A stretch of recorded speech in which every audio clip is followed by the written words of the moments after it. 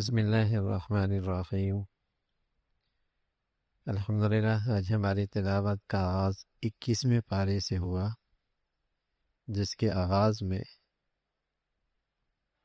ایک عالمی نسخہ ہے اصلاح اور تربیت کا، اور یہ اللہ نے تجویز کیا ہے۔ اور اس نسخے کے دو اجزاء ہیں۔ عالمی نسخہ ہے، مشرق مغرب شمال جنوب، کالا گورا امیر غریب مرد عورت چھوٹا بڑا، سب کی تربیت ہو سکتی اور سب کی اصلاح ہو سکتی۔ اور نسخہ اللہ کریم نے تجویز کیا ہے جو 100% باثمر با نتیجہ ہوتا ہے۔ وہ نسخہ یہ ہے کہ نماز کا اہتمام اور تلاوت کا اہتمام، آغاز اس سے تربیت شروع ہو جائے گی، اس لیے کہ نماز کی یہ تاثیر ہے، اگر وہ بڑھیا ہو اور اچھی ہو تو وہ بے حیائی اور منکرات سے روک دیتی ہے، برائیوں سے روک دیتی ہے۔ اگر مجھے آج نماز برائیوں سے نہیں روک رہی تو یقیناً میری نماز میں خامی ہے، ورنہ نماز کی تاثیر ایسی ہی ہے جیسے اللہ نے بتائی ہے۔ مرچوں میں ملاوٹ ہو جائے تو تاثیر تو نہیں رہتی، نمک میں ملاوٹ ہو تو تاثیر نہیں رہتی، دوا میں ملاوٹ ہو تو تاثیر نہیں رہتی۔ میری نماز میں ملاوٹ ہو جائے تو تاثیر نہیں رہے گی، ورنہ نماز کی اصل تاثیر یہی ہے کہ یہ برائیوں سے روک دیتی ہے۔ اگر مجھے نہیں روک رہی جھوٹ سے اور بد نظری سے اور بے پردگی سے اور سود سے اور حرام سے نہیں روک رہی تو میری نماز میں خامی ہے۔ نماز بڑھیا ہو، جتنی نماز بڑھیا ہوگی، نماز کے بعد ساتھ ساتھ تلاوت کا اہتمام ہوگا، یہ تربیت ہوتی ہے اس سے انسان کی، آہستہ آہستہ اس کی زندگی سے برائیاں نکل جائے گی۔ لیکن آج مسلمانوں میں نماز بھی نہیں رہی اور آج مسلمانوں میں تلاوت بھی نہیں رہی۔ کوئی لاکھوں میں 5% بھی شاید نمازی اور تلاوت کرنے والے ہوں، نماز اور تلاوت نہیں۔ اور یہ نسخہ اللہ کریم نے تجویز کیا ہے۔ پھر کفار کہا کرتے تھے آپ کوئی معجزہ دکھائیں، آپ پر معجزے کیوں نہیں اترتے؟ فرمایا قرآن سے بڑھ کر کیا معجزہ ہوگا، اور آپ تو امی تھے، اور یہ آپ کا اعزاز تھا، یہ آپ کا اعزاز تھا کہ آپ کسی کے پاس 2 زانو ہو کے سبق نہیں پڑھا آپ نے، لیکن اللہ نے آپ کی زبان سے ایسا فصیح بلیغ کلام جاری کر دیا، اللہ کا کلام۔ پھر کہا کرتے تھے پھر اللہ کی پکڑ کیوں نہیں آتی اگر ہم غلط ہی ہیں؟ فرمایا اس کا ایک وقت ہے، لیکن جب وہ آئے گا اور جہنم انہیں گھیر لے گی، عذاب جہنم کا، تو اوپر نیچے سے عذاب ہوگا، پھر وہ کہا جائے گا چکھو اللہ کا عذاب۔ ایمان والوں کو تلقین فرمائی ایمان بچانا اصل ہے، چاہے اس کے لیے تمہیں ہجرت ہی کیوں نہ کرنی پڑے۔ جہاں ایمان کی حفاظت ہے مسلمانوں کے لیے وہی جگہ ٹھکانا ہے، لیکن مسلمان آج ایمان کے لیے تو شاید ہجرت نہ کرے، معاش کے لیے ضرور ہجرت کرتے نظر آتے، چاہے وہاں ایمان بچے نہ بچے۔ اور چل ان کے آئندہ نسلوں کا ایمان بچنے کی امید ہو یا نہ ہو، سارے خطرے قبول کر لیں گے، کس لیے؟ معاش کی خاطر، معاش کی خاطر ہر خطرہ برداشت کر لیں گے ایمان کے لیے۔ تو ایمان بچانا اصل ہے، اصل تو اللہ کی پسند کی زندگی مطلوب ہے، دنیا میں پیدا ہی اس لیے ہوئی ہے کہ اللہ کی بندگی اور فرما برداری کے ساتھ جیے اور اس پہ خاتمہ ہو جائے۔ فرمایا جب آدمی ہجرت کرتا ہے تو اجنبی جگہ جاتا ہے تو اسے معاش کا مسئلہ تو درپیش ہوتا ہے۔ تو اللہ رب العزت فرمایا پرندے دیکھو ہوا میں اڑ رہے ہیں، انہوں نے گھونسلوں میں کتنا ذخیرہ کیا ہوا ہے اپنا معاش۔ وَكَأَيٍّ مِّن دَابَّةٍ لَا تَحْمِلُ رِزْقَهَا، دیکھو تو صحیح پرندے یہ گھونسلوں میں کتنا ذخیرہ کیے بیٹھے ہیں، روز خالی پیٹ جاتے ہیں اور پیٹ بھر کے واپس آتے ہیں۔ اللہ کریم کہہ رہا ہے ان سے سبق لو نا، انہیں بھی اللہ دے رہا ہے، تمہیں بھی اللہ دے گا۔ اللہ یرزقها وإياكم، اللہ انہیں بھی رزق دیتا ہے، اللہ تمہیں بھی رزق دیتا ہے۔ اللہ کی رزاقیت پہ یقین ہوتا تو آج مسلمان غیر مسلموں کے ہاں بیکاری نہ ہوتا۔ اگر مسلمانوں کو اللہ کی رزاقیت پہ یقین ہوتا تو آج مسلمان غیروں کے یہاں بیکاری نہ ہوتا، بلکہ دنیا ان کے پاس سے خیرات لینے آتی. لیکن یہ بھول ہی گئے کہ رزاق تو اللہ ہے، اور اسے راضی کر لے وہ اپنے رزق کے مسائل حل کر دے. فرمایا اللہ یبسط الرزق لمن یشاء وہ ہے رزق کشادہ کر دے، تنگ کر دے، یہ اس کے اختیار میں. کہ زندگی ہے بھی بہت کھیل تماشا، اصل زندگی تو ہے ہی آخرت. مشکل گھڑی میں مشرک بھی اللہ کو پکارتا ہے، جب اس کے سارے اسباب سارے وسائل منقطع ہوتے ہیں تو اللہ کو بڑا خالص انداز میں پکارتا ہے. اللہ کریم کہہ رہے اللہ کو پانے میں مشقت اٹھاؤ، مجاہدہ کرو، اللہ تمہیں ہدایت کی دولت ضرور عطا فرمائے. پھر سورہ روم کا تذکرہ ہے. روم اور فارس اس وقت کے دو سپر طاقتیں تھی. فارس آج کا ایران، روم ایک سلطنت تھی. دونوں اس وقت کی سپر طاقتیں موجود تھیں. ایران میں آگ کی پرستش ہوتی تھی، فارس آگ کی پوجا کیا کرتے تھے، کھلے مشرک تھے. رومی اہل کتاب تھے. فارس رومیوں پہ غالب آ گئے، اور ظاہری احوال ایسے تھے کہ شاید روم پھر کبھی نہ اٹھ پائے، پھر کبھی کھڑا نہ ہو پائے. لیکن قرآن نے پیشن گوئی کی کہ ان قریب روم فارس پہ غالب آ جائے گا. ان قریب روم فارس پہ غالب آ جائے گا. تو کفار مذاق اڑانے لگے، ظاہری شکل تو کچھ ہے نہیں، یہ کیسے ہو سکتا؟ اور ایسا ہی ہوا، چند سالوں کے بعد روم پھر غالب آ گیا. تو بتایا کہ یہ اختیار تو اللہ کے پاس. دنیا صرف ظاہر کو دیکھتی ہے، اللہ کی قدرت اس سے آگے کی چیز ہے. پھر فرمایا دیکھو زمین پہ چل پھر کے دیکھو اللہ کی قدرت کی نشانیاں.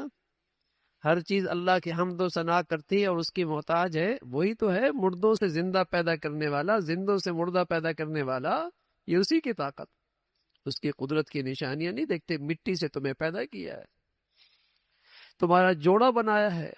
اور پھر بتایا کہ ازواجی زندگی کا اصل مقصد تھا سکون پانا، سکون پانا. اور یہ گھر کا سکون اس وقت تک نہیں ہوتا جب تک کہ باہمی الفت اور محبت نہ ہو. اور الفت اور محبت پیسوں سے نہیں آیا کرتی، الفت اور محبت صرف ایمان کی زندگی سے آ سکتی ہے. یہ اللہ کی طرف سے ایک انعام ہوتا ہے ایمان کی زندگی پہ. ازواجی زندگی کا اصل مقصد آپس میں ایک دوسرے سے سکون پانا. ازواجا لتسکنوا الیہ، شوہر بیوی سے، بیوی شوہر سے سکون پائے. لیکن یہ سکون اچھی جولری سے اور اچھے اسٹیٹس سے اور اچھی جسے کہیں کہ پوشاک سے نہیں آیا کرتا. یہ جب تک دلوں میں محبت اور الفت نہ ہو سکون نہیں ملا کرتا. اور یہ الفت اور محبت وَأَلَّفَ بَيْنَ قُلُوبِهِمْ لَوْ أَنفَقْتَ مَا فِي الْأَرْضِ جَمِيعًا مَا أَلَّفْتَ بَيْنَ قُلُوبِهِمْ. ساری دنیا کے خزانوں میں خرچ کر ڈالو اور چاہو کہ دلوں میں الفت اور محبت آ جائے، نہیں آ سکتا. یہ اللہ کی عطا ہوتی، اور یہ ایمان کا میٹھا پھل ہوتا ہے. یہ ایمان کی زندگی کا میٹھا پھل ہوتا ہے کہ دلوں میں الفت اور محبت آ جاتی. اللہ کی قدرت کی نشانیاں ہیں، رنگ مختلف ہیں، زبانیں مختلف ہیں، اللہ نے پیدا کی. وہی ذات ہے جو آسمان سے بجلیاں دکھاتا ہے، کڑک دکھاتا ہے، آوازیں آتی ہیں، پھر وہاں سے آسمان سے بارش برستی ہے، بنجر زمینیں آباد ہوتی ہیں. کون کرتا ہے؟ اللہ ہی تو کرتا ہے. پیدا بھی اس نے کیا، دوبارہ بھی وہی اٹھائے گا. اور یہ اللہ کے لیے دوبارہ اٹھانا کوئی مشکل نہیں، زیادہ آسان ہے. اللہ اپنی قدرت کی نشانیاں بتاتا ہے. اور پھر بولا اللہ کی طرف رجوع کرو. مشرک کا مزاج ہے، نعمت مل جائے تو اترانے لگتا ہے، تکبر کرنے لگتا ہے، چلی جائے تو مایوس اور ڈپریشن میں چلا جاتا ہے. یہ مشرک کا مزاج ہے. مومن کا مزاج کیا ہے؟ مومن کا مزاج یہ ہے نعمت ملے تو شکر کرتا ہے، آزمائش آئے تو صبر کرتا ہے. مصائب امتحان بھی ہوتے ہیں اور مصائب سزا بھی ہوتی ہے. مصائب یہ امتحان بھی ہوتا ہے اور سزا بھی ہوتی ہے. امتحان ہے، نشانی کیا ہے؟ نشانی یہ کہ مصیبت کی گھڑی میں بندہ اللہ کی طرف اور رجوع کرے. مصائب سزا اور عذاب ہیں، اس کی نشانی کیا ہے؟ اللہ سے اور دور ہو جائے. بیماری آ گئی، مصیبت آ گئی، بیماری آ گئی، اب یہ امتحان ہے، آزمائش ہے۔ نشانی کیا ہے؟ اس بیماری میں اللہ کے اور قریب ہو جائے۔ یہ بیماری جو مصیبت آئی ہے، یہ سزا ہے کسی گناہ کی۔ نشانی کیا ہے؟ اللہ سے اور دور ہو جائے۔ تو سمجھو یہ اللہ کا عذاب ہے۔ کوئی بڑا نقصان، حادثہ ہو گیا گھر میں، فیکٹری، کارخانہ یا کاروبار میں مصیبت آ گئی، اس مصیبت کے گھڑی میں اللہ کے اور قریب ہو گیا، یہ آزمائش تھی، رحمت اللہ کی۔ اور اس مصیبت میں اللہ سے اور دور ہو گیا، شکوے شکایت کرنے لگا، یہ اللہ کی طرف سے سزا ہے، عذاب ہے، نشانی ہے۔ مصیبتیں تو دنیا میں نیک لوگوں پر بھی آتی ہے، بد لوگوں پر بھی آتی ہیں، بعضوں کے لیے رحمت بن جاتی ہے، بعضوں کے لیے عذاب بن جاتی ہے۔ فرمایا دنیا میں جو بھی بڑا حادثہ آتا ہے، خشکی یا تری میں، زمین میں یا زمین کے دائیں بائیں، سمندروں میں، دریاؤں میں، کہیں بھی، اس کی اصل وجہ اللہ کی نافرمانی ہوتی۔ زمین پہ چل پڑ کے دیکھو اللہ کا نظام کیسا چل رہا ہے، اپنی زندگی دیکھو نا، کس طریقے سے اللہ نے تمہیں کمزور پیدا کیا اور پھر طاقتور بنایا، اور پھر طاقت کے بعد پھر تمہارے اندر کمزوری آ گئی، بچپا تھا، پھر جوانی آئی، پھر بڑھاپے میں چلا گیا۔ یہ حالت بدلتی رہتی ہے۔ یہ مختلف احوال کو بدلنے والی ذات کون ہے؟ ایک اللہ کی ذات۔ پھر سورہ لقمان کا تذکرہ ہے، قرآن کی عظمت کا تذکرہ، مذمت فرمائی گناہوں کے آلات کی خریداری کی، اس کی برائی کا ذکر فرمایا۔ حضرت لقمان علیہ السلام اللہ نے بڑی حکمت اور دانش عطا فرمائی تھی، اپنے بیٹے کو نصیحت کرتے ہیں، بیٹے شرک نہ کرنا، بیٹے شرک نہ کرنا، غیر اللہ کے سامنے سجدہ ریز نہ ہونا، غیر اللہ کے نام پہ نظر و نیاز نہ دینا، اللہ کے سوا کوئی حاجت روا نہیں، کوئی مشکل کشا نہیں، کوئی معبود نہیں۔ بیٹے کو نصیحت کر رہے، بیٹا شرک بہت بڑا ظلم ہے۔ اور ساتھ بیچ میں ذکر فرما دیا والدین کی اطاعت فرض ہے، والدین کی اطاعت ضروری ہے۔ ہاں اگر وہ گناہ کی بات کرے پھر اللہ کی اطاعت ہے، پھر مخلوق کی اطاعت نہیں۔ حضرت لقمان حکیم اپنے بیٹے کو نصیحت کر رہے، بیٹے یا بنیا، تو اللہ سے چھپ کے گناہ نہیں کر سکتا، خلوت میں ہو، تنہائیوں میں ہو، زمین کے تہہ میں ہو، فضا میں ہو، خیال رکھنا اللہ ہے، اللہ دیکھ رہا، اللہ ہر جگہ حاضر ناظر ہے۔ اگر مسلمان کو اس بات کا یقین آ جائے کہ اللہ ہر جگہ حاضر ناظر ہے تو کچھ حیا آ جائے، ورنہ ایک چھوٹے سے بچے کو دیکھتا ہے، وہ موجود ہے تو کچھ حیا کر لیتا ہے۔ چھوٹا سا بچہ دیکھ رہا ہو تو کچھ اس سے تو حیا کر لیتا ہے نا۔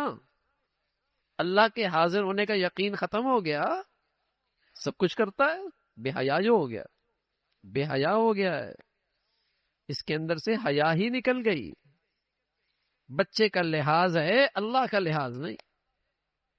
باپ اپنے بیٹے کو نصیحت کر رہا، بیٹے نماز کا اہتمام کرنا، برائی کو روکنا، اچھائی کی طرف بولنا، اچھائی کی طرف بلانا، اس راستے میں تکلیف آئے تو صبر کرنا۔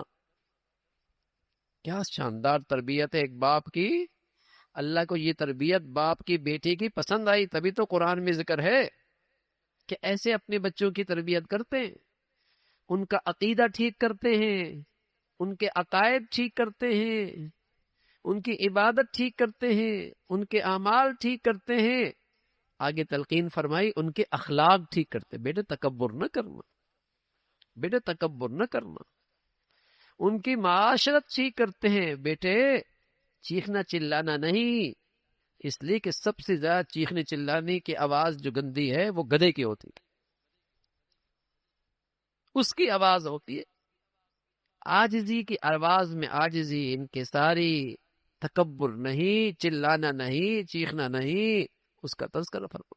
اللہ کی قدرت کا تذکرہ ہے، اور میں اس کی شان ایسی ہے، اس سارے کے سارے درخت قلم بن جائیں اور سارے فرشتے اور ساری مخلوق لکھنے پہ بیٹھ جائے، اور سارے سمندر اور دریا سیاہی بن جائیں، قلم ختم ہو جائیں، سیاہی ختم ہو جائے، اللہ کی قدرت، اللہ کی شان نہیں ختم ہو سکتی۔ وہ بڑی شان والی ذات، وہ بڑی شان والی ذات۔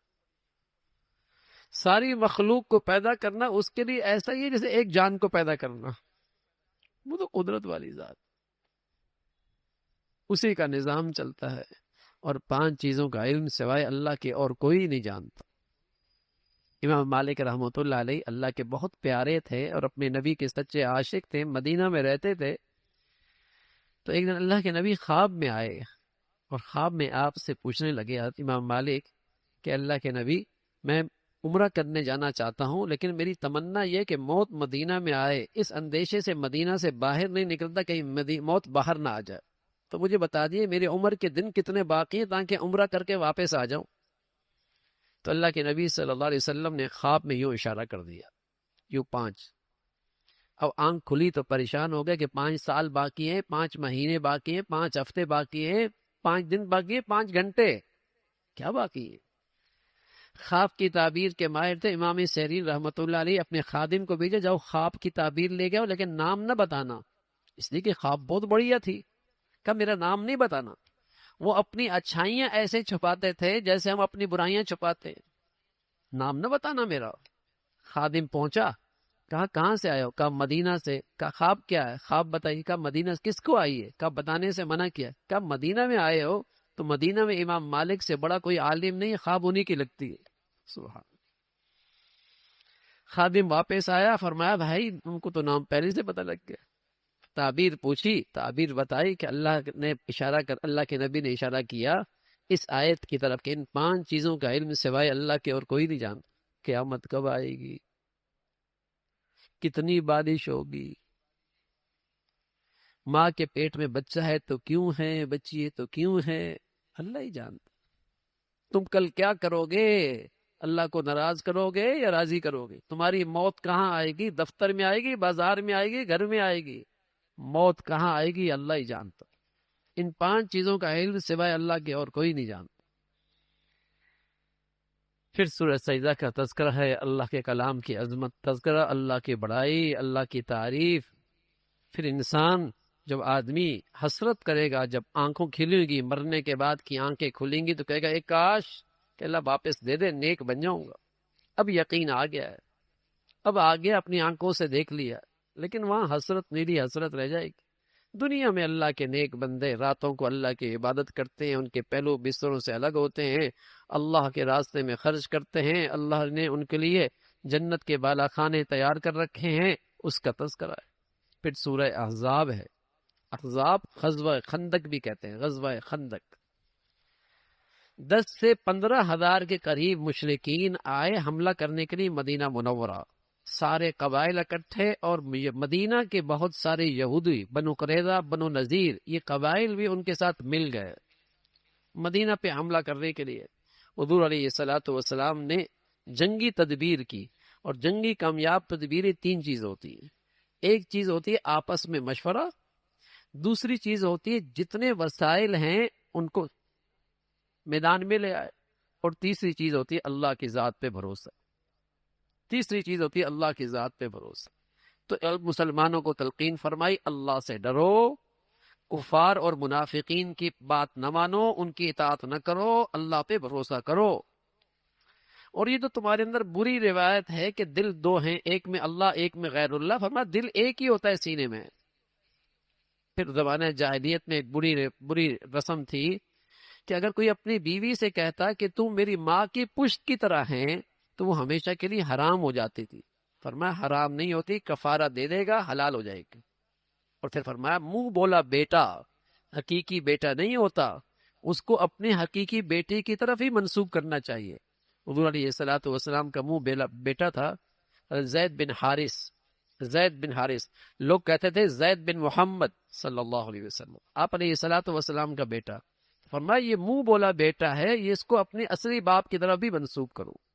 پھر غزوہ خندق کا تذکرہ ہے، اور مسلمانوں کی تعداد 3000 کے قریب، اور دشمن کی تعداد 10 سے 15 ہزار کے قریب، اور پھر اندر کے یہودی بھی ان کے ساتھ ملی ہوئی ہے۔ حضور علیہ الصلوۃ والسلام نے مشورہ کیا، جو بن پاتا تھا وہ کیا، ایک خندق کھودی حفاظت کے لیے، اور تقریباً 3.5 میٹر خندق کھودی گئی صرف 6 دنوں میں۔ صرف 6 دنوں میں، اس زمانے کے اندر ہاتھوں سے خندق مشینیں نہیں ہوا کرتے، 3.5 میٹر خندق کھودی گئی صرف 6 دنوں میں، اور خود آپ علیہ الصلوۃ والسلام بھی اس خندق کھودنے میں خود بھی شریک ہوئی۔ 3 دن تک دشمن نے محاصرہ کیا مدینہ کا، آگے نہیں آ سکے، اور سبحان اللہ آج غزہ کے مسلمانوں نے بھی ایسی خندقیں کھودی ہوئی ہیں کہ 4 مہینے ہو چکے ہیں الحمدللہ، آج بھی وہاں کے مسلمانوں کی عسکری طاقت محفوظ ہے، عسکری طاقت محفوظ ہے۔ 4 مہینے پوری دنیا کی سپر طاقت، امریکہ ساتھ، برطانیہ ساتھ، فرانس ساتھ، اسرائیل اپنی ٹیکنالوجی میں دنیا میں نمبر 1، لیکن آج بھی الحمدللہ ان کی عسکری طاقت محفوظ، وہ روز چھاپا مار کروائیاں، گوریلا جنگ کر رہے ہیں۔ تو اپنی سے اسباب اختیار کرنے چاہیے اور اللہ پہ بھروسہ کرنا چاہیے۔ تعداد 3000 ہے، مقابلے میں دشمن بہت بڑی تعداد ہے، خندق کھودی گئی، 1 مہینہ لگا پورا، اللہ کے نبی موجود ہے، ورنہ اللہ کی مدد تو 1 دن میں آ جاتی، 1 گھنٹے میں آ جاتی۔ لیکن اللہ رب العزت آزماتا بھی تو ہے، آزمائش بھی تو ہوتی ہے، امتحان بھی ہوتا ہے، ایمان والوں کے درجات بھی تو بلند ہوتے ہیں۔ 1 مہینے کے بعد ان کے آپس میں پھوٹ پڑ گئی، تند و تیز طوفانی ہوا آئی اور نامراد ہو کے واپس چلے گئے۔ اس کا تذکرہ فرمایا، منافقین ایسے موقع پہ جو بولتے ہیں وہ بول رہے ہیں یہ کوئی جنگ ہے، اسباب ہے نہیں، وسائل ہے نہیں، طاقت ہے نہیں، افرادی طاقت ہے نہیں، اور لڑنے کھڑے ہو گئے، جیسے منافقین کی باتیں ہوتی ہیں۔ اس موقع میں بھی ایسی باتیں کی، اللہ رب العزت نے ان کی مذمت فرمائی، فرمایا ایمان والے تو ایسے ہیں جب کفر کی پوری طاقت اکٹھے ہو کر مسلمانوں پر حملہ آور ہوئی تو مسلمان ڈرے نہیں، خوف زدہ نہیں ہوئے، بلکہ مسلمانوں کا ایمان اور بڑھ گیا۔ سبحان اللہ، مسلمانوں کا ایمان اور بڑھ گیا کہ اللہ اور اللہ کے رسول نے سچ کہا تھا، اگر تم سچائی پہ کھڑے ہو گئے ساری دنیا کفر تمہارے مقابلے پہ آئے گا، ساری دنیا کفر تمہارے مقابلے پہ آئے گا۔ ان کا ایمان تو اور بڑھ گیا، اسی کا تذکرہ فرمایا کچھ وہ لوگ ہیں جنہوں نے اللہ کے راستے میں قربانی دے دی اور اپنی نظر پوری کر لی، اور کچھ انتظار میں ہیں کب وہ گھڑی آئے کہ اللہ کے راستے میں یہ جان قربان کر دوں۔ اللہ نے ان کی تعریف فرمائی ہے، فرمایا ایمان والوں کے لیے قتال کے لیے اللہ ہی کافی ہے۔ پھر یہودیوں کو اللہ کے نبی نے حکم دیا کہ ان کا محاصرہ کیا جائے، اور حضرت سعد نے جو انہی کے قبیلے کے تھے انہوں نے فیصلہ فرمایا کہ ان کے مردوں کو قتل کر دیا جائے، اس کا تذکرہ فرمایا۔ پھر حضور علیہ الصلوۃ والسلام کے ازواج کا تذکرہ ہے، جو اللہ کے نبی کو ازواج کو خصوصی فضائل اور فضیلت ملی ہے، اس کا تذکرہ ہے۔ اللہ عمل کی توفیق نصیب فرمائے۔ سبحانک اللہ و بحمدک، نشہد ان لا الہ الا اللہ، نستغفرک ونتوب الیک۔